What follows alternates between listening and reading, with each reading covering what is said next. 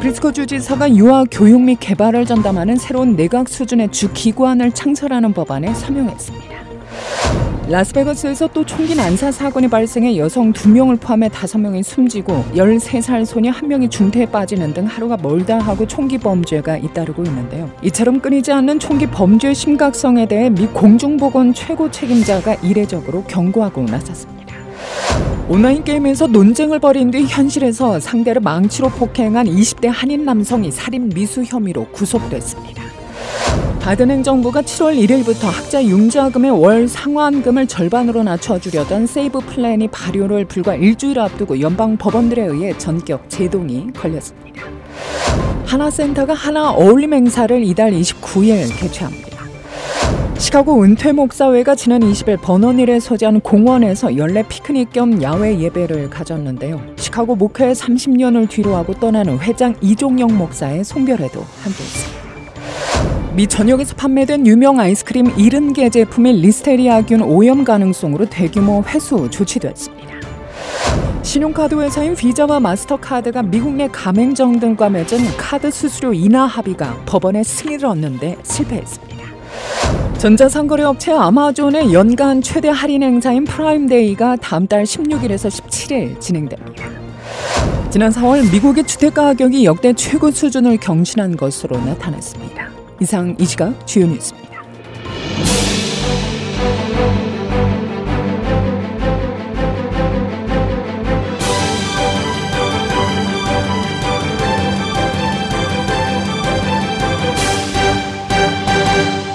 제비 프리스코 주지사가 유아교육 및 개발을 전담하는 새로운 내각 수준의 주 기관을 창설하는 법안에 서명했습니다. 2026년 7월부터 운영될 새로운 유아부는 유아원 프로그램과 보육센터 인가를 위한 자금 지원을 포함해 현재 3개 주기관에 걸쳐 수용되는 프로그램을 인수하게 됩니다. 어제 시카고의 한 유치원에서 열린 법안 서명식에서 프리스코는 간소화된 기관이 부모가 자녀를 위한 중요한 서비스에 더 쉽게 접근할 수 있도록 해야 한다고 말했습니다.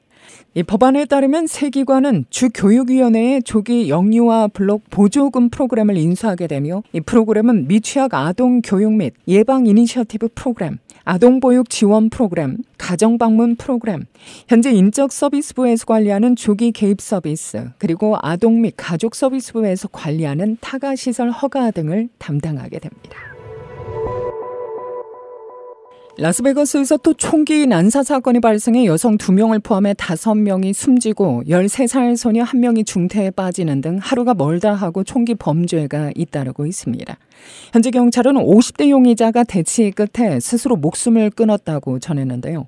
지난주에는 아칸소주 소도시의 식료품점에서 총기 사건으로 3명이 숨지고 10명이 크게 다쳤죠.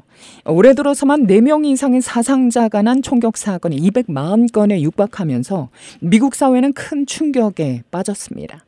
이처럼 끊이질 않는 총기 범죄의 심각성에 대해 미 공중보건 최고 책임자가 이례적으로 경고하고 나섰습니다. 미국 내 총기 폭력을 공중보건 위기 상황으로 보고 강력한 입법과 또 규제를 해야 한다는 건데요. 2020년 이후 청소년 사망 원인으로 총기 관련이 자동차 사고를 넘어섰다며 가족과 친구의 정신건강 문제까지 유발할 수 있다고 경고합니다. 이를 위해 예외 없는 신원조회 시스템 구축과 또 자동 소총 판매 금지 등을 제시했습니다. 총기 사건이 터질 때마다 규제 여론이 커지지만 반대 목소리도 여전하죠. 때문에 공중보건 책임자의 이례적인 총기 규제 촉구가 오는 11월 대선을 앞두고 정치적 고려를 한 것이 아니냐는 지적도 나옵니다. 온라인 게임에서 논쟁을 벌인 뒤 현실에서 상대를 망치로 폭행한 20대 한인 남성이 살인 미수 혐의로 구속됐습니다. 어제 플로리다주 나소카우니 셰리프국은 기자회견을 열고 올해 20살인 에드워드 강 씨가 2급 살인 미수 혐의로 구속됐다고 밝혔는데요. 경찰에 따르면 뉴저지주 뉴워크에 거주하는 강 씨는 엑셀게임스의 판타지 비디오 게임 아케에이지를 플레이하던 중 남성 한 명과 온라인 설전을 벌였습니다. 분노를 주체하지 못한 강 씨는 뉴워크 리버치 국제공항에서 잭슨빌 국제공항으로 가는 비행기를 탔고 지난 21일부터 페르난디아 해변에 위치한 호텔에 머무르며 범행을 계획했다고 합니다. 경찰은 강 씨가 플로리다주에 도착한 뒤 공구 판매점에 들러 망치와 손전 등을 구입했다고 전했는데요. 지난 23일 새벽 검은색 상하이를 입고 마스크를 착용한 강 씨는 페르난디아 해변에 위치한 피해자의 집에 침입해 피해자를 공격했고 비명 소리를 들은 피해자의 의붓 아버지가 잠에서 깨 경찰에 신고했습니다. 경찰은 현장에서 상당량의 혈흔을 발견했고 즉시 피해자와 강 씨를 인근 병원으로 이송했는데요. 피해자는 머리에 심각한 부상을 입었지만 생명에는 지장이 없는 것으로 알려집니다. 강 씨는 2급 살인 미수에 무장강도 등 중범죄 혐의가 적용된 채 나소 카운티 교도소에 수감됐습니다. 바이든 행정부가 7월 1일부터 학자 융자금의 월 상환금을 절반으로 낮춰주려던 세이브 플랜이 발효를 불과 일주일 앞두고 연방 법원들에 의해 전격 제동이 걸렸습니다. 캔사스와 미주리주 연방법원이 바이든 대통령의 학자금 부채 탕감 계획의 주요 구성 요소를 중단하는 결정을 내린 건데요. 지난 월요일에 발표된 이 판결은 공화당이 주도한 여러 주에서 제기한 소송에 따른 것으로 학자금 대출 상환 계획인 세이브의 일부 조항이 24일 월요일부로 일시 중단됐습니다.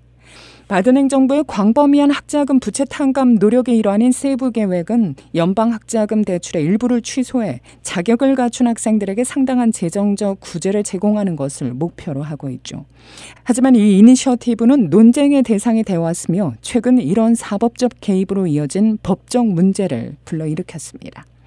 이번 판결은 수백만 미국인의 학자금 대출에 대한 재정적 부담을 완화하려는 바이든 행정부의 의제에 차질을 빚고 있습니다. 이 같은 중단 조치는 소송이 완료될 때까지 계속될 전망인데요. 애초 세이브 계획은 최소 10년간 상환 시 부채를 면제받을 수 있는 조건을 포함하고 있으며 현재까지 41만 4천 명에게 약 55억 달러의 부채가 취소됐습니다.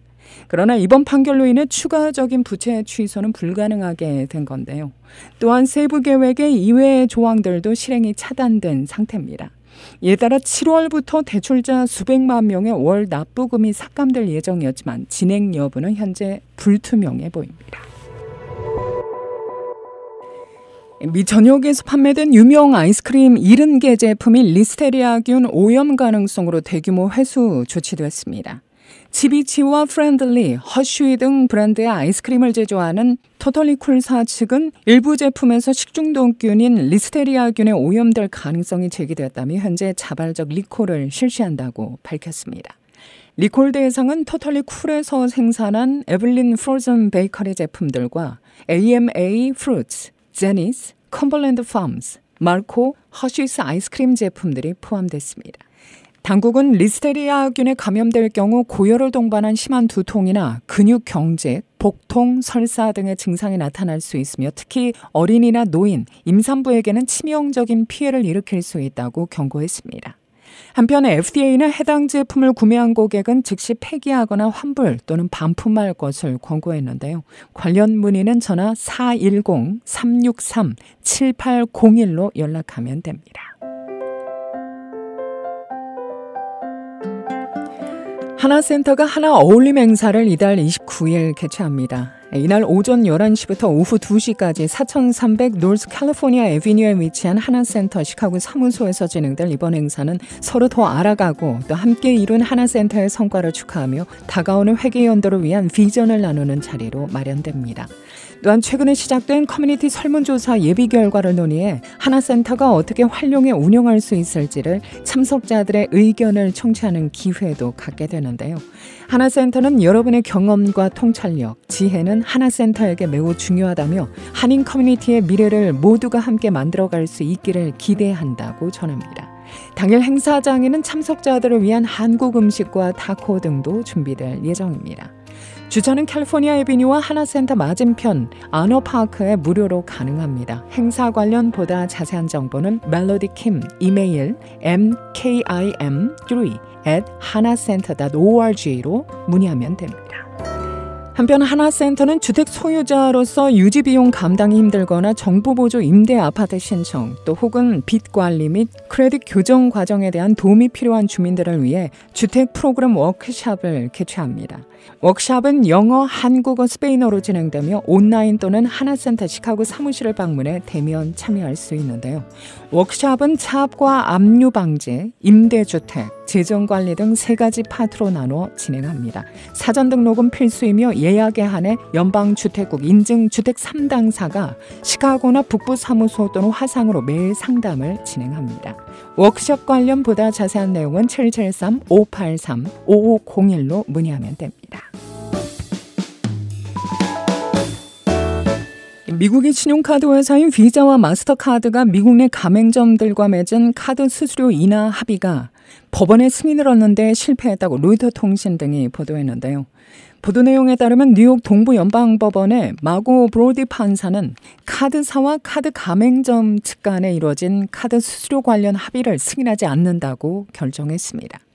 앞서 양측은 비자와 마스터가 적어도 3년간 가맹점에 부과하는 수수료를 최소 0.04%포인트 인하하고 5년간 양사 결제 시스템 전반의 평균 카드 수수료를 현 수준보다 0.07%포인트 이상 낮추는 내용의 합의안을 도출한 바 있죠.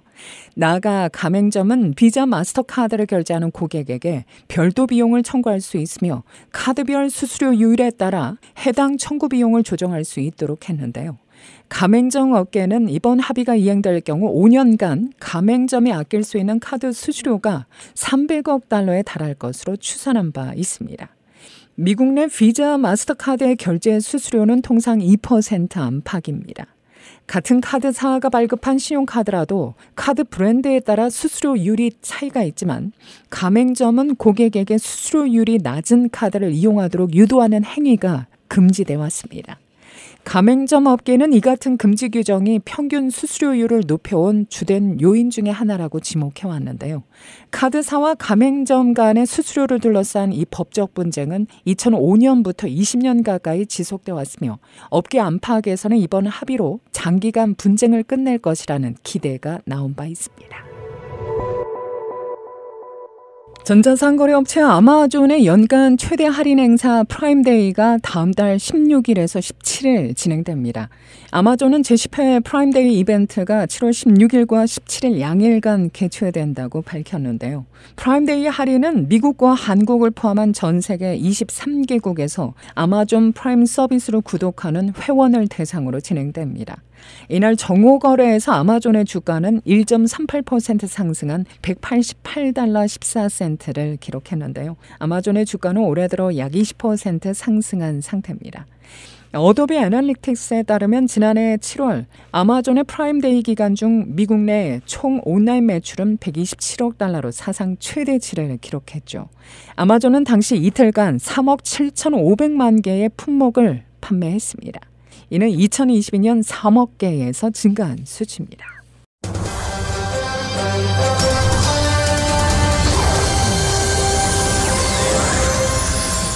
시카고 지역의 4개 교회가 연합으로 단기 선교를 떠납니다. 목적지는 니카라과, 밀워키 세계명교회와 샴버그 한인교회, 미드웨스트 장로교회, 그리고 새날 장로교회가 뜻을 함께 했는데요. 유스 멤버 20명을 포함해 총 42명의 선교단을 꾸린 빚진 자 선교회는 각 교회가 균형 있는 사역을 감당할 수 있도록 협력하는 데 초점을 맞추었다고 전합니다. 높은 산간 지역의 우물을 파 원활히 물을 공급할 수 있도록 돕는 것을 비롯해 식량 제공을 위한 바퍼, VBS 등 교육과 또 의료 사역 등 다양한 방법으로 현지 주민들을 섬길 수 있도록 준비 중인데요. 빚진 자 선교의 그 태동은 밀워키 세계명교회에서 시작됐다고 합니다. 담임인 김우창 목사가 평소 신앙적 소견을 나누는 샴버그 한인교회 박시몬 목사를 만나 니카라과의 사정을 나누다 함께 컴퓨터를 제공하는 일을 협력하기로 하고 모금 활동을 시작한 것을 계기로 이 빚진 자 선교회라는 단체가 결성됐다는 건데요. 이번 니카라과 단기 선교는 27일 출발해 7월 1일 시카고로 돌아오는 일정으로 계획 중입니다. 방문단은 선교지에서 교회를 중심으로 준비한 사역들을 동역하는 일정을 소화하게 됩니다. 특히 미드웨스트 교회는 이번 선교를 위해 2달 전부터 자체 훈련을 시작해 함께 기도하고 연합하는 시간을 가졌다고 하는데요.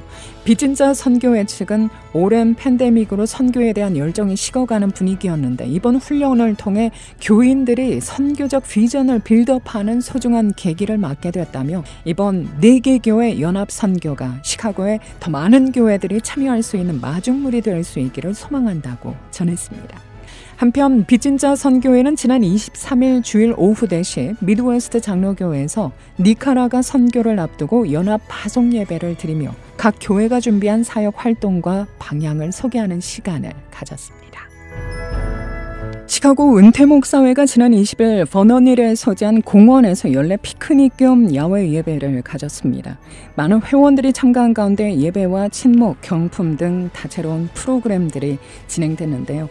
일부로 진행된 예배의 설교는 임마누엘 장로교회 담임 안창일 목사가 맡았으며 각 교우들은 점심과 오락 순서로 맡아 봉사하고 또 은목회가 자체 마련한 경품을 참석자들에게 제공했습니다. 은퇴목사회는 격월로 모여 예배, 친교, 원례회 및 특강을 가지며 선교 사역과 일일 관광 또는 교계와의 연합 행사 등을 실시하고 있죠. 또한 이날 예배에서는 지난 2년 동안 은목회의 30대, 31대 회장으로 섬겨온 이종영 목사의 송별 순서가 마련돼 작별 인사를 전하고 은목회에서 준비한 감사패를 전달하는 시간을 가졌습니다.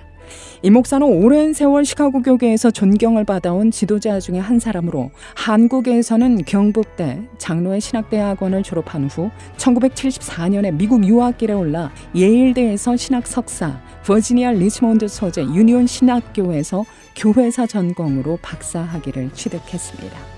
이후 한국 모교에서 교수로 재직하다 뉴욕시 퀸즈 지역의 한인교회에서 10년간 이민 목회를 하던 중 1994년에 시카고의 한미 장로교회 담임 목사로 부임해 2007년 3월에 정년 은퇴했죠.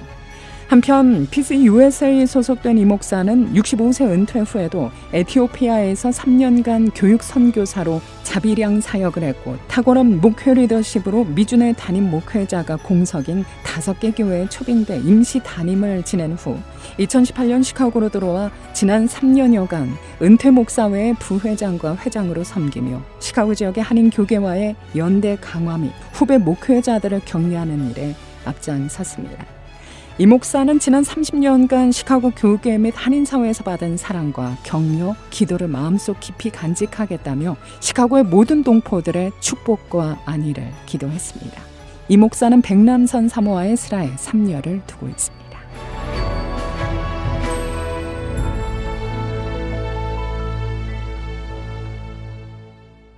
지난 4월 미국의 주택가격이 역대 최고 수준을 경신한 것으로 나타났습니다. 스탠다드 푸어스 다우존스 인덱스는 지난 4월 미국의 코어로지 케이스 슐러 주택가격지수가 전월 대비 0.4% 상승해 사상 최고 수준을 나타냈다고 밝혔습니다.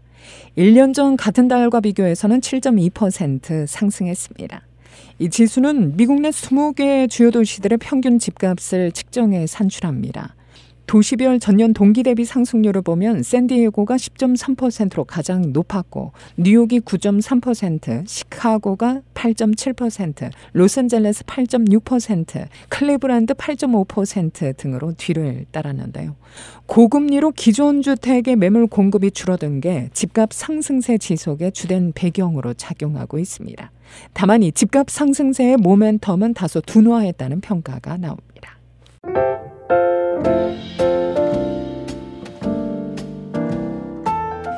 날씨입니다. 오늘 오후에도 약간의 폭풍우가 발생할 가능성이 예보되고 있는데요. 오늘 예상되는 낮 최고 기온은 83도입니다. 밤 최저 62도.